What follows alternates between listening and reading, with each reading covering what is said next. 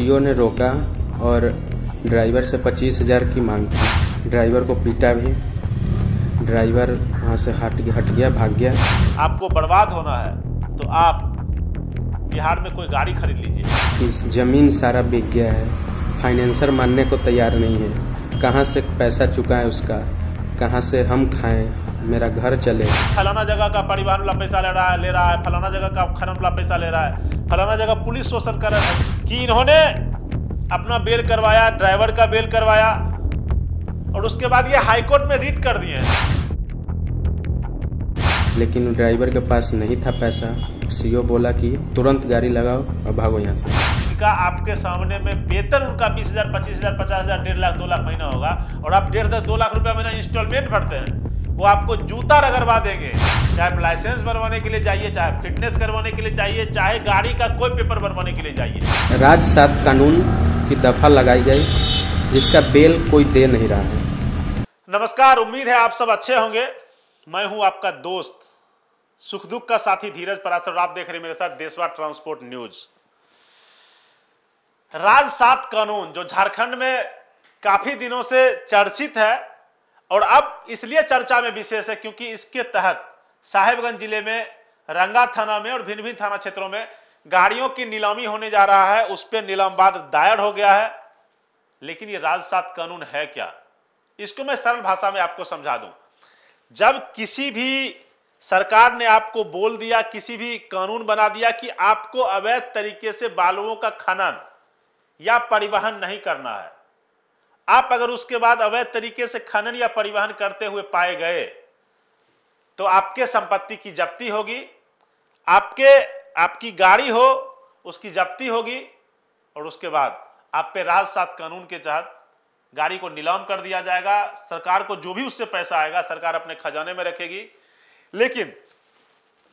लेकिन मैं इसलिए बोल रहा हूं ना क्योंकि राज 7 कानून में साहेबगंज के जिलाधिकारी और डीडीसी महोदय, आप हमको एक बात बताइए, आपके द्वारा कुछ गाड़ियों पे जो फाइन किया गया है वो फाइन गाड़ी मालिक ने जमा भी कर दिया है। उसके बावजूद गाड़ी मालिक ने फाइन भी जमा कर दिया, उसके बावजूद आपने इनकी गाड़ियों को नीलामी में कैसे डाल दिया श्रीमान? पहला सवाल यह है। दूसरा सवाल यह है रंगा थाना प्रभारी से, थाना इंचार्ज महोदय रंगा, आप एक बात बताइए, आपके थाना क्षेत्र में ये गाड़ी लगी हुई है, आपके परिसर में ये गाड़ियां लगी हुई हैं, इन गाड़ियों से बहुत सारे चीज चोरी हो गए और ये आए दिन एक थाना क्षेत्र की बात नहीं है। आप अपनी गाड़ी को अगर कहीं लगा रहे हैं तो आपके दिमाग में है कि यहां से पार्ट खुल के बिक सकता है।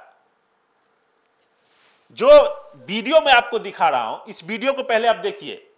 गाड़ी मालिक ने जो बना के भेजा, गाड़ी मालिक ने देखिए बना के भेजा कि इस वीडियो में गाड़ी का हर एक पार्ट, डीजल निकल गया गाड़ी से, बैटरी चोरी हो गया, केबिन खुला हुआ है, टंकी का ढक्कन खुला हुआ है। अब एक बात बताइए ना, 40-45 लाख की चीज को ये लोग इस तरीके से बर्बाद करके छोड़ दिए हैं कि गाड़ी मालिक तो बर्बाद है ही, साथ साथ उस फाइनेंस कंपनी का दबाव भी उस गाड़ी मालिक पे है जिसने अपना पैसा उस ट्रक के मध्य में इस गाड़ी मालिक को दिया था। एक सीतामढ़ी के हमारे गाड़ी मालिक हैं जो राज 7 कानून में फंस गए हैं, उनका क्या कहना है आप इस वीडियो को भी देखिए। देशवा ट्रांसपोर्ट के माध्यम से मैं चाहता हूं कि ये बात मेरे सारे मित्रगण ट्रक मालिकों को पता चले कि एक ये बात है कि मेरी एक गाड़ी झारखंड में रंगा थाना के पास अगस्त 2022 में गिट्टी लोड करके आ रही थी। वहाँ पर सीओ ने रोका और ड्राइवर से 25,000 की मांग की। लेकिन ड्राइवर के पास नहीं था पैसा। सीओ बोला कि तुरंत गाड़ी लगाओ और भागो यहाँ से। ड्राइवर को पीटा भी। ड्राइवर वहाँ से हट गया, भाग गया। फिर मतलब वो गाड़ी का बेल अभी तक नहीं हो रहा है, उस पर राज 7 कानून लगा दिया गया। अगले दिन मेरे केस नंबर 197922 जो रंगा थाना का केस नंबर है, FIR नंबर है, उस पर राज 7 कानून की दफा लगाई गई जिसका बेल कोई दे नहीं रहा है। लोअर कोर्ट रिजेक्ट किया तो हाई कोर्ट गए, हाई कोर्ट से ड्राइवर मालिक का बेल करा के आए। वहाँ से फिर गए डीसी कोर्ट, वहाँ पर रिजेक्ट करके 2-3 महीने बाद नीलाम का सूची थाना में भेज दिया।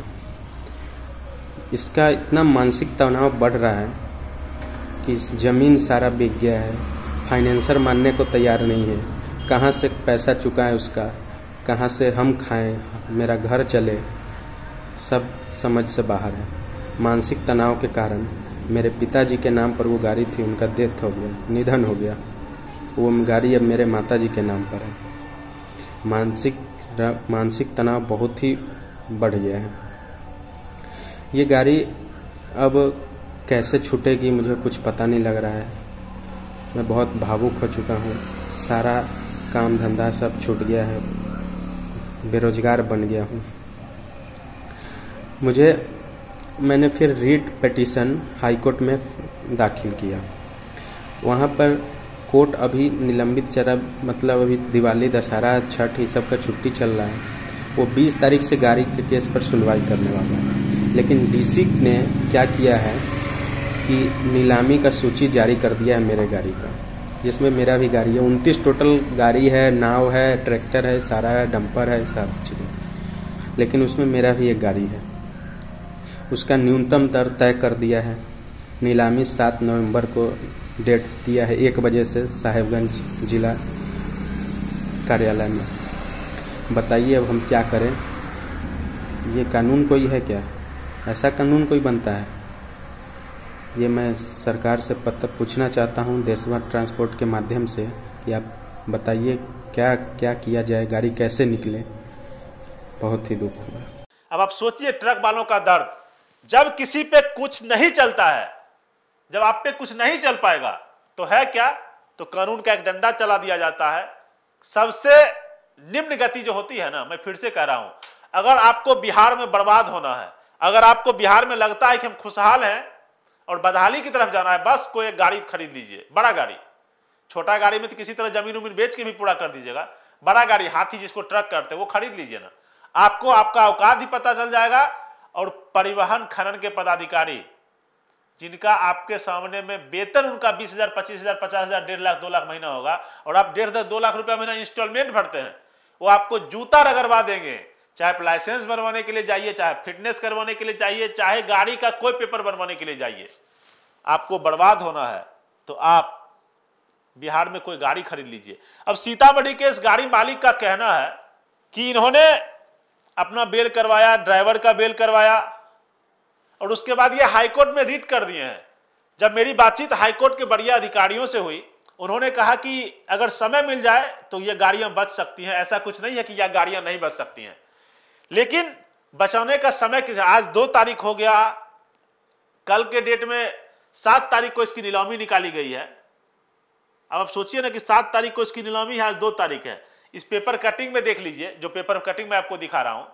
और ये गाड़ी मालिकों ने एक बार नहीं बोला, मुझे 10 बार फोन आया। मैं भी बहुत अच्छे से राजसात कानून को नहीं समझ रहा था। मैंने विशेषज्ञों से बात की, फिर उनसे समझा, उसके बाद मैंने इस न्यूज को बनाया। और इस पे एक पूरा सीरीज में चलाऊंगा। ऐसा नहीं है कि एक न्यूज दिखा के छोड़ दिए, 2 न्यूज दिखा के छोड़ दिए। इस पे एक पूरा सीरीज में चलाऊंगा। हर 2-4 दिन पर एक न्यूज बनाऊंगा और आपके पास पहुंचाऊंगा। लेकिन आप सबों से नम्र निवेदन है, आप सभी ट्रक मालिकों से नम्र निवेदन है, आप अपने गाड़ियों का परिचालन अंडर लोड करें। आप अगर अंडर लोड चलेंगे तो आपसे कोई 50 पैसा नहीं ले सकता है। लेकिन आप ओवरलोड चलेंगे, आप खुद गलत रहेंगे, तो आप बार बार दिखाइएगा कि फलाना जगह का परिवहन वाला पैसा ले रहा है, फलाना जगह का खनन वाला पैसा ले रहा है, फलाना जगह पुलिस शोषण कर रहा है। भैया, शोषण कब होता है? या तो आप बहुत कमजोर हैं या आप गलत हैं। अब सोच लीजिए दोनों में से आप क्या हैं। कमजोर तो आप हैं ही, गलत कितने हैं ओवरलोड करके, ये सोच लीजिए। अब आपकी क्या मजबूरी है, ये तो इस बात पे भी चर्चा करेंगे कि गाड़ी मालिक ओवरलोड क्यों करते हैं। आप हमको कमेंट बॉक्स में करके फिर से बताइए राजसात कानून पे किस तरीके का एपिसोड बनना चाहिए, फिर आगे देशभर ट्रांसपोर्ट न्यूज आपके लिए बनाए। और दूसरा कि आप लोग ओवरलोड क्यों करते हैं, क्या कारण है ओवरलोड करने का, यह भी बताएं। आप बने रहिए देशभर ट्रांसपोर्ट न्यूज के साथ। अगले एपिसोड में जब मैं आऊंगा तो आपको बिल्ला राय की वो कहानी सुनाऊंगा, जो बिल्ला राय ने आज एक न्यूज में डाला है, मेरे पास कहीं से घूमते घूमते आया। 20 दिन पहले की घटना है, डीटीओ मुंगेर के द्वारा कोई घटना की गई थी, पता नहीं देशभर ट्रांसपोर्ट इसकी पुष्टि कहीं से नहीं करता है।